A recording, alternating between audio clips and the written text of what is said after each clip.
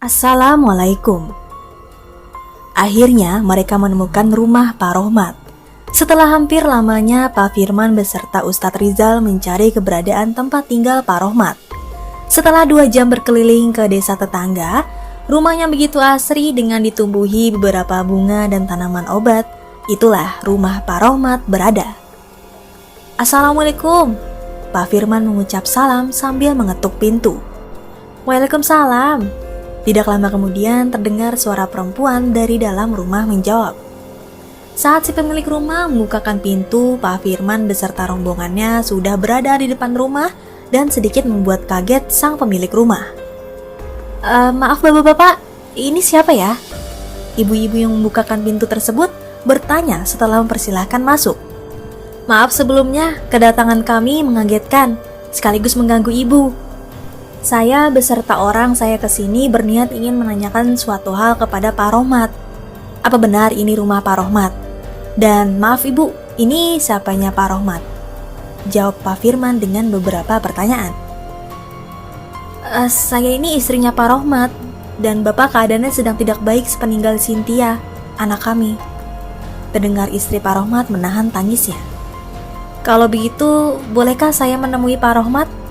Tanya Ustadz Rizal. Boleh pak, silakan masuk, bapak ada di kamarnya. Jawab si ibu mempersilahkan masuk. Kemudian Pak Firman beserta rombongannya masuk ke dalam kamar Pak Rohmat. Begitu memprihatinkan keadaan Pak Rohmat saat itu. Badannya kurus kering dan sangat lemas. Pak Firman pun tidak tega untuk membangunkan Pak Rohmat yang tengah tertidur dan langsung keluar dari kamar. Ustadz Rizal beserta Pak Mali pun mengikuti Pak Firman keluar tanpa aba-aba. Walaupun mereka berdua bingung dengan sikap Pak Firman pun izin untuk pamit kepada istrinya Pak Rohmat dan akan datang kembali jika keadaan Pak Rohmat sudah memungkinkan. Saat di perjalanan pulang, Ustadz Rizal tampak diam saja, tidak ikut menimbrung Pak Firman dan Pak Mali berbicara, dan itu menyebabkan kecurigaan. Ustadz Rizal hanya menanggapinya dengan senyuman saja. Padahal banyak sekali pertanyaan yang bergelayut di pikirannya. Saat memasuki rumah Pak Rohmat, Ustadz Rizal seperti merasakan suatu aura yang sangat kuat. Dan bahkan di dalam rumah Pak Rohmat banyak sekali makhluk yang menampakkan sosok yang begitu sangat mengerikan. Namun semua itu Ustadz Rizal pendam sendiri dan tidak berani untuk memberitahukannya kepada Pak Firman juga Pak Mali. Setelah sampai di gapura desa mereka, tampak warga yang tengah beramai-ramai menuju rumah salah seorang warga. Mereka bertiga lalu menyusul warga yang lain menuju rumah yang tengah ramai tersebut. Ternyata, di dalam rumah salah satu warga tersebut ada bayi yang meninggal.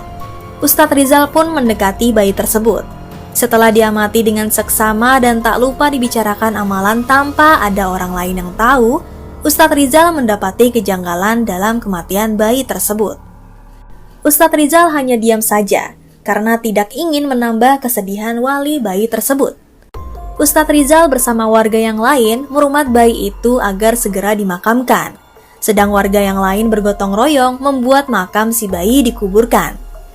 Setelah acara pemakaman bayi selesai, Ustadz Rizal kemudian pulang ke rumahnya dan tidak kembali lagi ke rumah keluarga yang sedang berkabung. Warga yang lain pun sama, langsung pulang ke rumah mereka masing-masing untuk membersihkan diri setelah memakamkan jenazah bayi tersebut. Di rumah, Ustadz Rizal tak henti-hentinya memikirkan tentang jenazah bayi yang meninggal tidak wajar itu. Namun Ustadz Rizal tak bisa mengatakan kepada wali yang kehilangan bayinya, karena waktu dan keadaan yang tidak memungkinkan. Di sisi lain, Pak Firman juga mulai curiga dengan gerak-gerik Ustadz Rizal.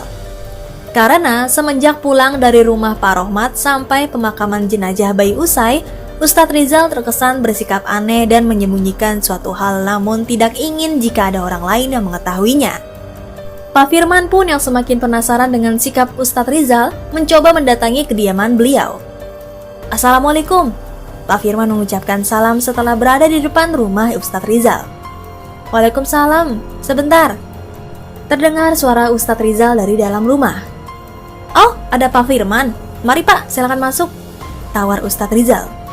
Ya Tats, sahut Pak Firman. Pak Firman kemudian bertanya kepada Ustadz Rizal tentang sikapnya yang aneh sejak pulang dari rumah Pak Rohmat sampai ke pemakaman jenazah bayi itu selesai.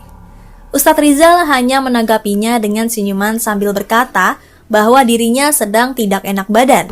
Makanya Ustadz Rizal tidak banyak bicara waktu itu.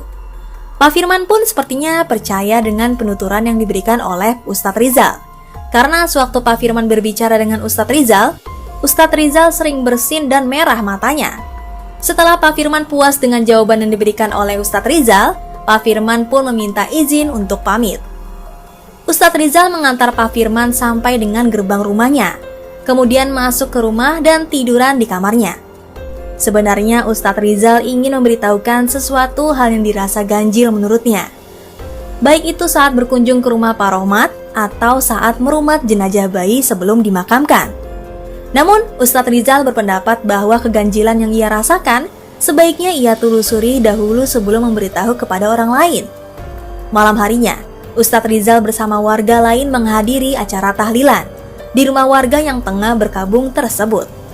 Dari awal mulai hingga acara tersebut usai, Ustadz Rizal bernafas lega karena tidak ada kejadian aneh yang terjadi. Ustadz Rizal pun bersama warga lain pamit untuk pulang. Sesampainya di rumah, waktu menunjukkan pukul 10 malam. Ustadz Rizal pun langsung masuk ke kamar sholatnya. Kemudian melaksanakan 2 rakaat sholat sunat. Lalu setelahnya mujadahan. Tirakat, itulah hal yang sedang dilakukan Ustadz Rizal. Bermunajat kepada Allah, meminta segala ampunan dan memohon keselamatan dunia akhirat.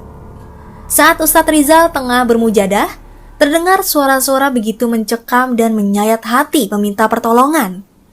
Tak gentar dengan suara tersebut, Ustadz Rizal meneruskan kembali mujadahannya saat mendapat gangguan. Baru saja suara-suara itu terhenti. Di dalam kamar sholat Ustadz Rizal seperti ada angin besar yang datang.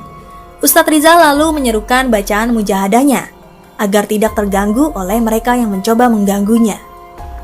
Astagfirullahaladzim, astagfirullahaladzim. Terdengar suara jendela yang terbuka dengan sendirinya. Ya Allah, aku memohon perlindungan-Mu. Dengan suasana yang makin mencekam, Ustadz Rizal semakin menghusukan bacaan mujahadahnya.